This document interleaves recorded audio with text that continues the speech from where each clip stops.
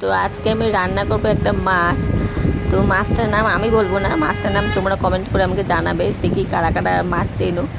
তো দেখো, এই মাছটা আমি বলে দিই একটু, এই মাছ নাকি প্রচণ্ড ফাটে, তার জন্য আমি মাছ মানে একটু সর্ষের তেল মাখিয়ে নিয়েছিলাম। এই টিপসটা আমি আগে জানতাম না, আমি ভিডিও দেখেছি যে মাছের গায়ে নাকি তেল লাগালে নাকি সেরকম ফাটে না।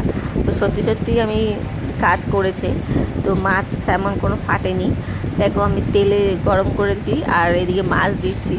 সত্যি কথা কিন্তু বন্ধুরা, মাছের যদি একটু তেল মাখিয়ে নেওয়া যায় না, মাছ কিন্তু একদম তেমন ফাটে না।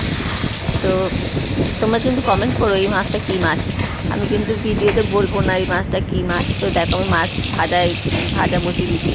আর বন্ধুরা, আমি নিজেই ভিডিও করি, নিজেই মানে এডিটিং করি, সেই জন্য পুরো ভিডিও আমি করতে পারি না। আর আমার মানে রান্নার জায়গাটা তেমন জায়গা নেই যে আমি একটা স্ট্যান্ড লাগিয়ে ভিডিও করব, ওই জন্য আমার এক হাতে ফোন ধরতে হয় আর এক হাতে আমাকে রান্না করতে হয়।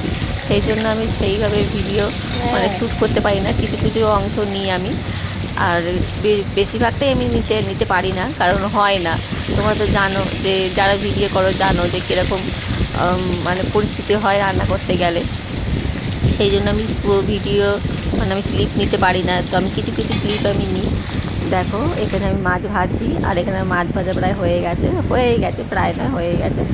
তো দেখো আমি কষাতে দিয়ে দিয়েছি, আর এইদিকে মানে তরকারি কষাচ্ছি আমি আলু দিয়ে, পেঁয়াজ দিয়ে, টমেটো দিয়ে। তারপরে দেখো, আর তোমরা কিন্তু অবশ্যই আমাকে কমেন্টে জানিও এটা কী মাছ। দেখো আমার রান্না করা হয়ে গেছে। আর ভিডিওটা ভালো লাগলে কিন্তু অবশ্যই শেয়ার করো, লাইক করো, কমেন্ট করো। বাই।